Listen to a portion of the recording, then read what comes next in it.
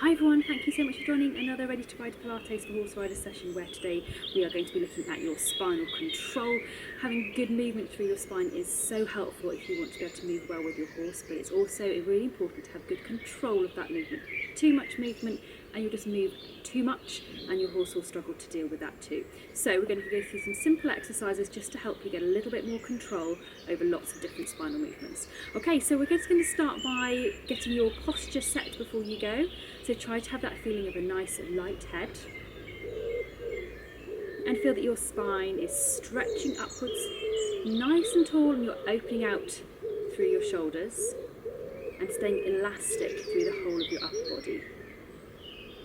Check your headlights are pointing straight ahead and that you can move them, so feel that you can tilt your headlights upwards and downwards. So this is making sure the low part of your back can move smoothly and independently of the upper part of your back.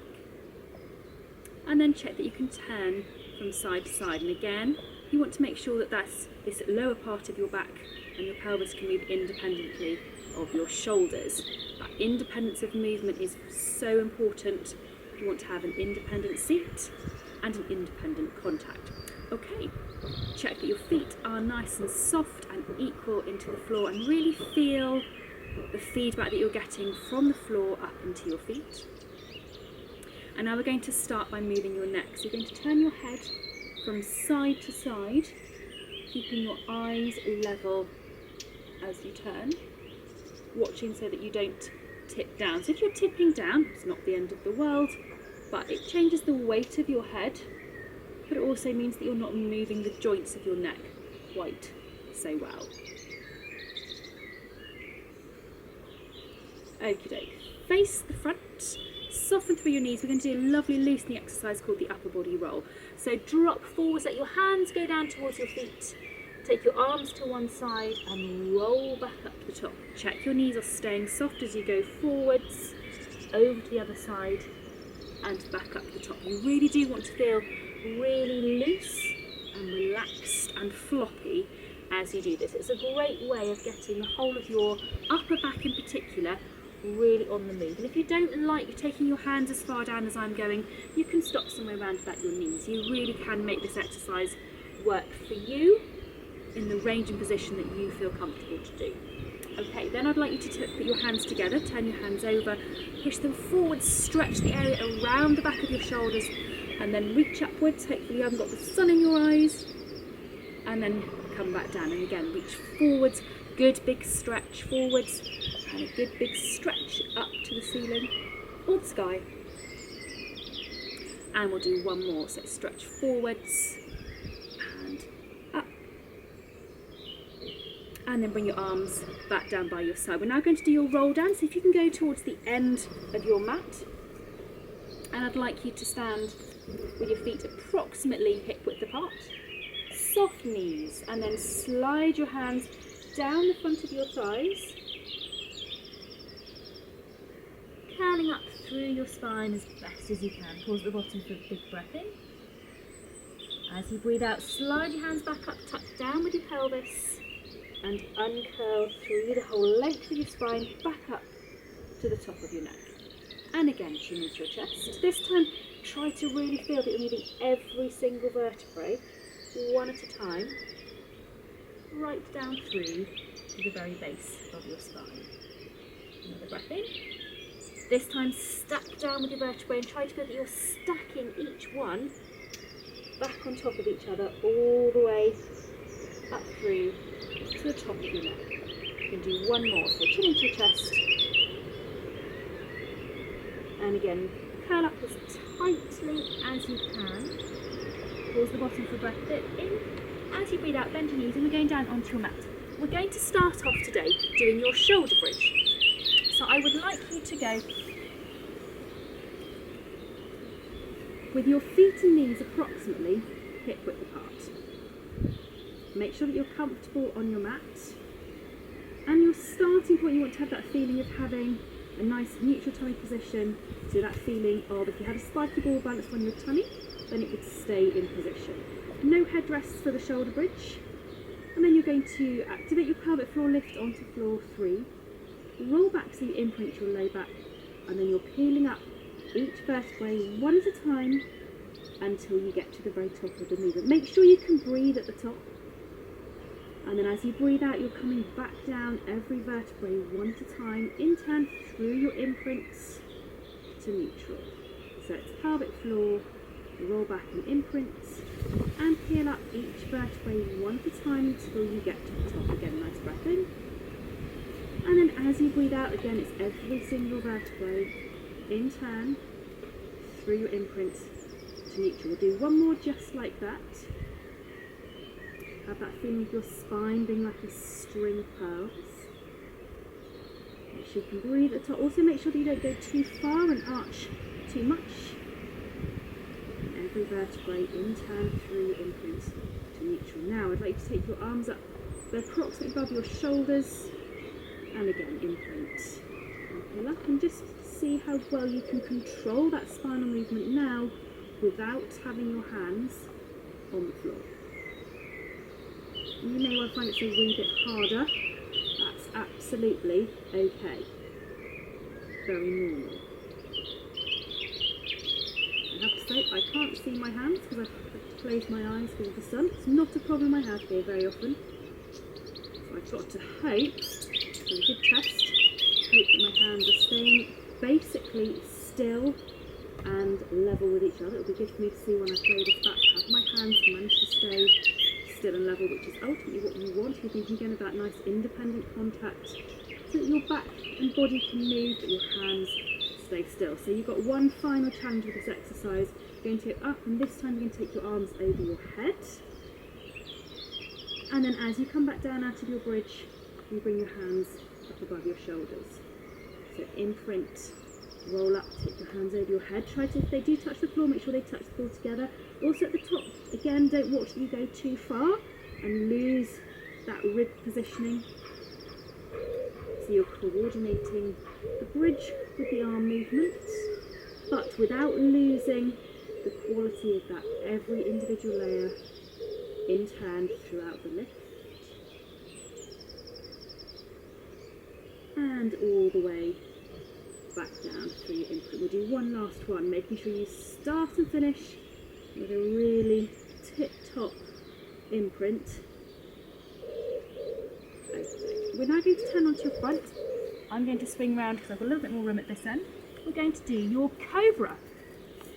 And for your Cobra, your starting off position is going to be arms out to the side, elbows bent to 90 degrees in the undergrowth.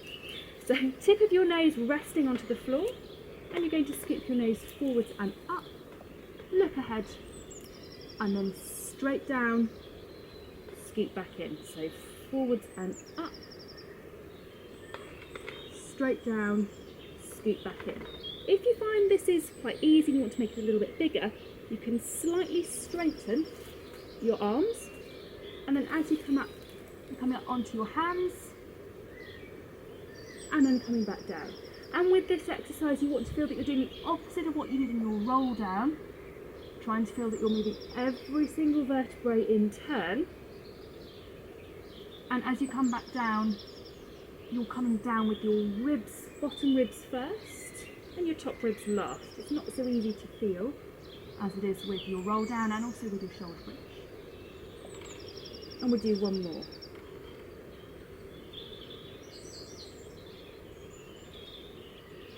Okie doke. Then I'd like you to pop your arms by your side. You guys can stay looking at the floor, and we're going to do an exercise called the swimming, and we're going to start off just doing your legs in this version. So I'd like you to think about having that equal pressure through each of your headlights onto the floor. Tummy away from the puddle of water, pelvic floor onto floor 3. You're going to float one leg and reach away behind you and rest back down. Then float the other leg, reach away and rest back down. And as you're doing that float and reach, you're watching that the front of the headlight on that side is sliding on the floor as you go, but you're keeping your tummy away from the puddle of water, so your back is staying in a neutral position. You're working your tummy muscles and your back muscles to keep you in position as you do that little lift and that slide. Watch you don't do a great big lift, it's more of a little lift and a big reach, and you should feel yourself stretching down.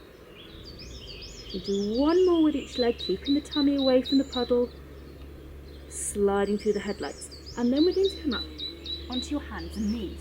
And we're going to do the same exercise in your hands and knees position. So I would like you though to start off by thinking of doing this with your arms. So you're going to take one arm out in front of you in turn,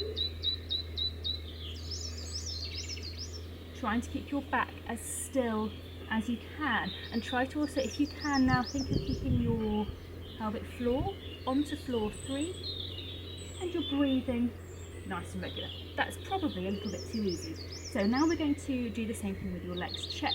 Hands are under shoulders, knees are under hips, pelvic floor onto floor 3, and you're going to straighten one leg out and bring it back in. So straighten out and bring back in. Watching all the time with this that your back is staying flat. What you're trying to avoid is dipping or twisting, so your back is staying still enough to balance a tray of drinks throughout the movement. It can help to feel that you're going slide and lift instead of just a straight lift.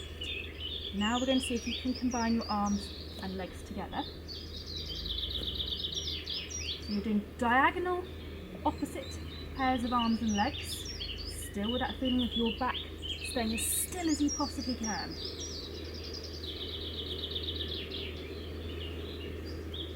If you can, pelvic floor onto floor 3. Do one more with each pair.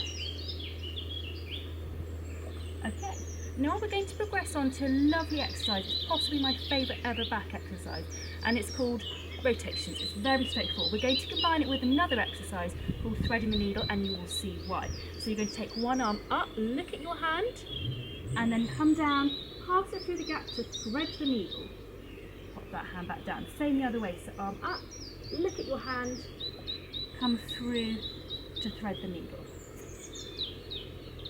And it's important that you look at your hand, because that is going to help you achieve maximum spinal rotation right through from your pelvis to your neck. So you're working, not only moving all the joints together, but you're using all the muscles that control your spine through its entire length, all in one go. You do one more.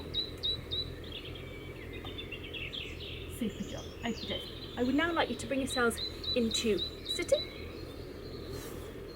And if you can, I'd like you to sit cross-legged. If you don't feel comfortable sitting cross-legged flat on the floor, that's absolutely fine. Just get a little cushion to put underneath your bottom.